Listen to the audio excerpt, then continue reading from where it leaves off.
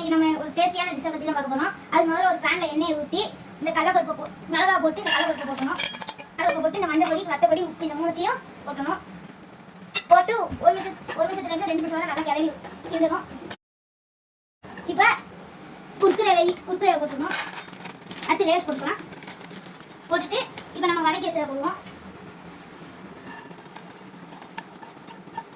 நம்ம வதக்கி வச்சதை போட்டுட்டு அடுத்து வெங்காயமும் தக்காளியும் போட்டுக்குவோம். அடுத்து லெமன் புரிஞ்சுக்குவோம். அடுத்து நல்லா கிளறிக்குவோம், மிக்ஸ் பண்ணிக்குவோம். இப்போ சாப்பிட்டு பார்ப்போம்.